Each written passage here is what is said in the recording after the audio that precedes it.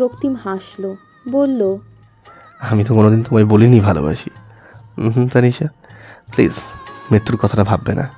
যদি সত্যি আমায় ভালোবাসো তো আমি বলবো জীবনে এছাড়াও অনেক কিছু আছে তানিশা। একটা মানুষের ওপর ভালোবেসেই যদি পুরো জীবনটা কাটানো যেত তবে মানুষ বারবার প্রেমে পড়তো না। আজ আমাকে ভালোবাসছো, কাল ঠিকই অন্য একজনকে ভালোবাসবে তানিশা।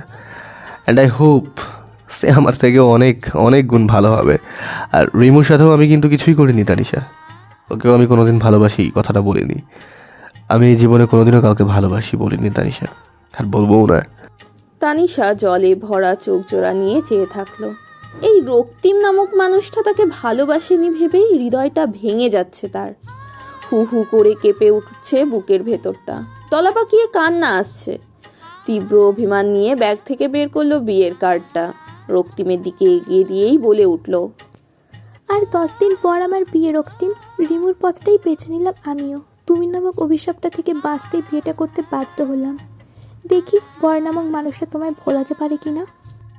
রক্তিম এগিয়ে নিল কার্ডটা, মুখে হাসি রেখেই বলল, শুভকামনা তানিশা, অনেক সুখী হবে দেখো। তানিশা আর এক পাও দাঁড়ালো না সেখানে, উল্টো দিকে ফিরে হাঁটা ধরল। অদ্রিজা সেখানেই থম মেরে দাঁড়িয়ে রইল।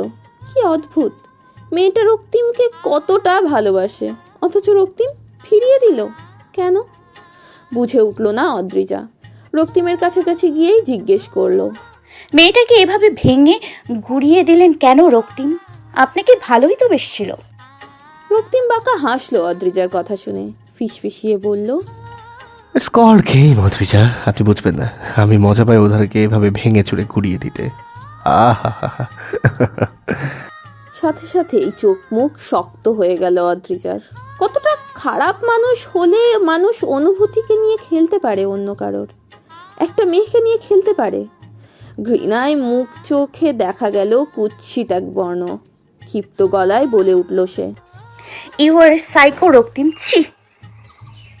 তানিশা, রিমু, না জানি আরও কত মেয়ের জীবন নিয়ে খেলেছেন আপনি, কত মেয়ের শরীর নিয়ে খেলেছেন, আর কত মেয়ের মনে জাগা পবিত্র অনুভূতিগুলোকে ভেঙে চুরমার করেছেন। ছি, আসলেই আপনি পৃথিবীর সব থেকে খারাপ মানুষ রক্তিম।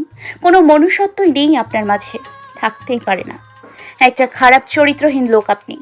কে জানে আরও কতজন আপনার শিকার হতে চলেছে। আজ আমি তো, কাল অন্য কেউ। ছি, আই হেট ইউ রক্তিম। রিকশায় চড়ে ভার্সিটি থেকেই ফিরছিল অদ্রিজা। রক্তিমের সাথে কথা বলেই ভার্সিটি থেকে বেরিয়ে এসেছিল সে।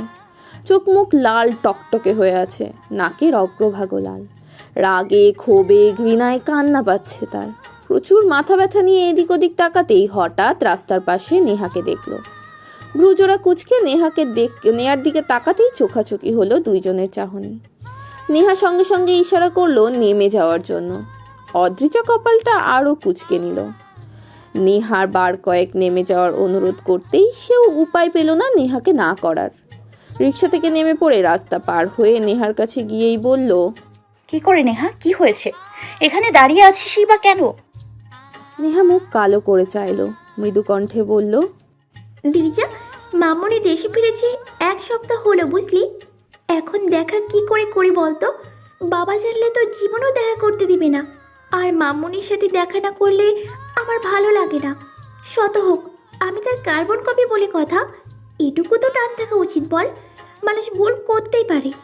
আমার পরিবার কেন যে মামনিকে মেনে নিচ্ছে না কে জানে। অদ্রিজা সরু চোখে চাইল। নেহার কাছে তার মামনির সম্পর্কে অনেক শুনেছে সে, দেখাও হয়েছে নেহার মামনির সাথে বার কয়েক।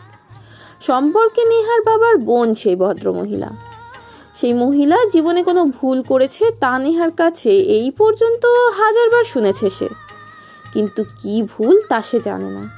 নেহাও কোনোদিন বলেনি তাকে। অদ্রিজা ছোট শ্বাস ফেলে বলল, থাকছেন কতদিন উনি দেশে? এই ধর 1 মাস।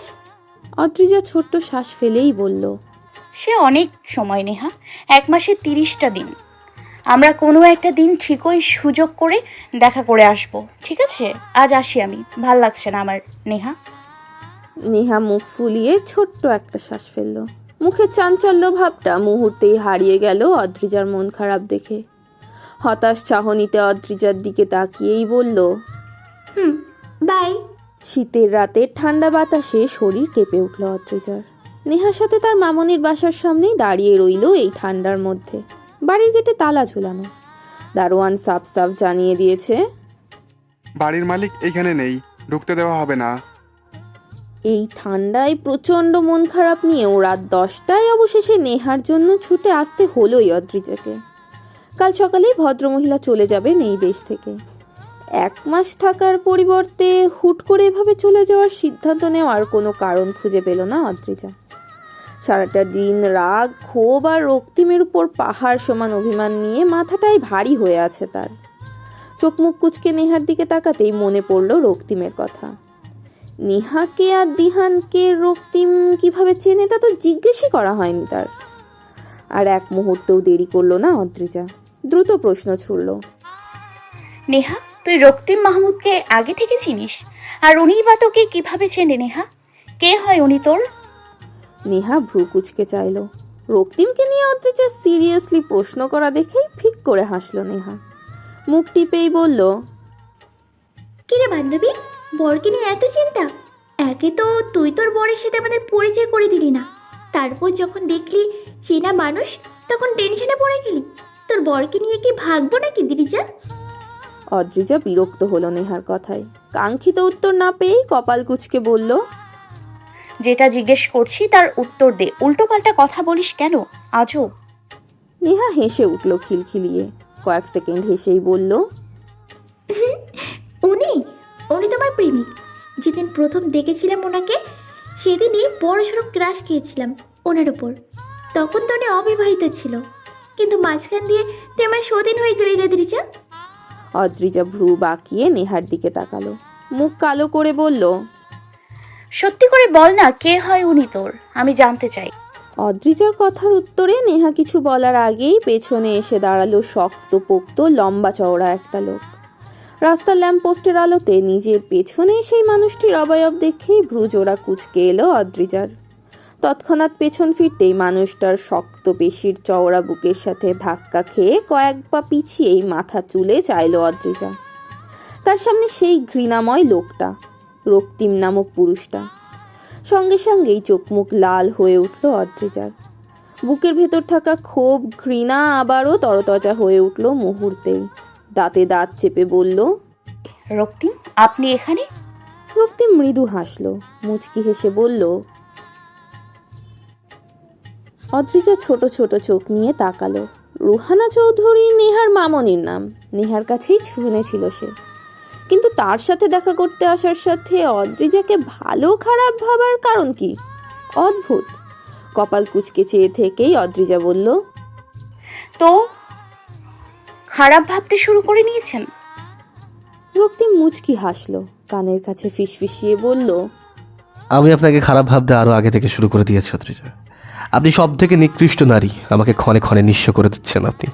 এনিওয়েজ, গাড়িতে নিয়ে বসুন, আমি নেহার সাথে কথা বলে আসছি। অদ্রিজা জোরে জোরে শ্বাস ফেলল। রক্তিমের কথাবার্তা কিছুই তার মস্তিষ্ক বুঝে ওঠে না। কখনো বোঝা সম্ভব কিনা তাও জানে না সে। এই লোকটা এত অদ্ভুত কেন তাও বুঝে ওঠে না অদ্রিজা। রক্তিমের বলা কথাটাকে মান্যতা না দিয়েই ক্ষিপ্ত গলায় বলল, গাড়িতে গিয়ে বসবো? আমি মামনির সাথে দেখা করে তারপরেই যাব রক্তিম, আপনি চলে যান। রক্তিম মুচকি হাসলো।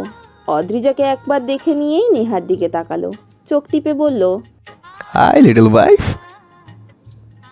নেহা মুখ ফুলিয়ে হাসলো। কাছাকাছি দাঁড়িয়েই উচ্ছ্বাসিত গলায় বলল, হ্যালো রক্তিম ভাইয়া, দাদিমা কেমন আছে? রক্তিম মিষ্টি হেসেই বলল। আপনি থাকতে খারাপ থাকে কি করে? নেহা হাসলো, রক্তিমও হাসলো।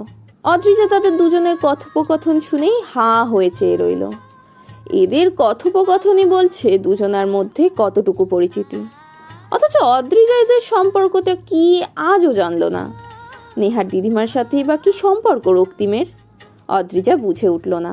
রক্তিম হেসেই বলল, ওই মহিলার সাথে তো দেখা হবে না লিটল ওয়াইফ, পাশে ফিরে যাও। আমি মনে করি ওই মহিলাটার সাথে দেখা করা উচিত না। নেহার হাসিতে ফুলে ওঠা মুখটা মুহূর্তেই চুপসে গেল। বার কয়েক নিঃশ্বাস নিয়ে বলে উঠল, তোমরা এমন করো কেন মামনির সাথে? এতটা ঘৃণা কি মামনির আসলেই প্রাপ্ত ভাইয়া? অন্তত তুমি এমনটা করতে পারো না ভাইয়া। রক্তিম আওয়াজ করে হেসে উঠল। তারপরই বলল, ওই খারাপ মহিলাটার সম্পর্কে বলার মতো কিছু নেই আমার। ভালো থেকো। এত রাস্তায় না দাঁড়িয়ে বাসায় যাও। উনি দেখা করবেন না লিটল ওয়াইফ, ফিরে যাও। অদ্রিজা কিছুই বুঝলো না, ঠোঁট চেপে প্রশ্ন করলো, নেহার মামনির সাথে আপনার কি সম্পর্ক রক্তিম? খারাপ বলছেনই বা কেন ওনাকে? এতটা ঘৃণাই বা করেন কেন আপনি ওনাকে? উনি কে আপনার? রক্তিম উত্তর দিল না। আশেপাশে তাকিয়ে একটা রিক্সা ডেকে নিল। নেহাকে ইশারা করেই বলল, উঠে পড়ো নেহা। আমি চাই না তুমি এখানে মাঝ রাস্তায় এত রাতে ওই মহিলাটার জন্য দাঁড়িয়ে থাকো। উনি কাল সকালে ব্যাক করবে, তোমার সাথে ওনার দেখা হবে না নেহা। তারপরও যদি চাও তো কাল সকালে এসে দেখা করতেই পারো, তবে আজকের মতোই ফিরে যেতে হবে আই হোপ। আর হ্যাঁ, অদ্রিজাকে সাথে নিয়ে নয়। আমি চাই না অদ্রিজা ওই মহিলার সাথে দেখা করুক, মনে থাকবে। নেহা ড্যাব ড্যাব করে চেয়ে থাকলো কেবল। অদ্রিজাও নিশ্চুপ হয়ে দাঁড়িয়ে রইল। রক্তিম নামক পুরুষটাকে বুঝে উঠতে না পেরেই নিজের ভেতরটা জ্বলে উঠছে নীরবে। এত কিসের ভাব এই লোকটার? তাকে, তার কথাকে এভাবে উপেক্ষা করার সাহস কি করে হয় এই যুবকটির? জ্বলন্ত চাহনিতে রক্তিমের দিকে তাকিয়ে থাকতেই রক্তিম ফিরে চাইলো অদ্রিজার দিকে।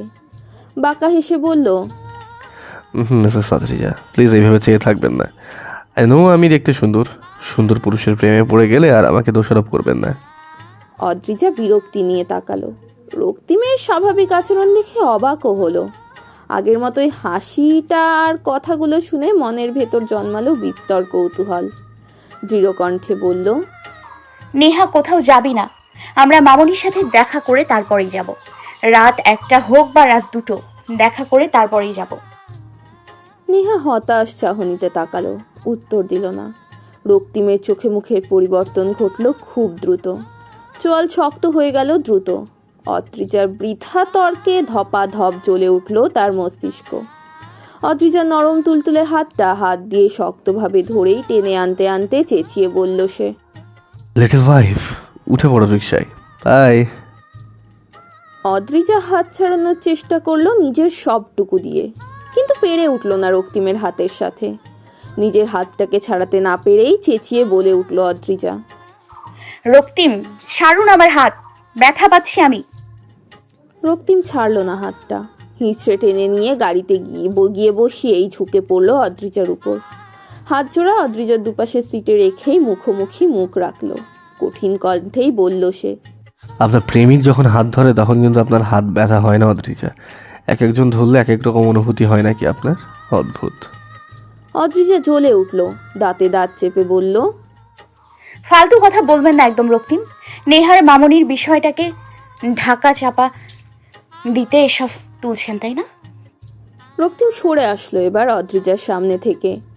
নিজের সিটে গায়ে এলিয়ে দিয়েই গাড়ির আয়নায় অদ্রিজার মুখটা পরখ করলো। ফর্সা ধবধবে মুখটা লাল হয়ে আছে, হালকা বাতাসে উঠছে চুলগুলো। রক্তিম মুচকি হাসলো, অদ্রিজার দিকে ফিরে বলল, আপনি দেখা করবেন না ওনার সাথে? আমি যখন বলে দিয়েছি দেখা করবেন না, তখন করবেন না অদ্রিজা, নয়তো ভালো হবে না, একদম ভালো হবে না। অদ্রিজা তৎক্ষণাৎ জ্বলে উঠে বলল, অধিকার দেখাচ্ছেন আমার উপর, অধিকার দেখাচ্ছেন আপনি। রক্তিম আওয়াজ করে হাসলো। অদ্রিজার কাছাকাছি মুখ এনে ফু দিয়ে উড়িয়ে দিল অদ্রিজার কপালের চুলগুলো। কানের কাছে মৃদু গলায় বলে উঠল,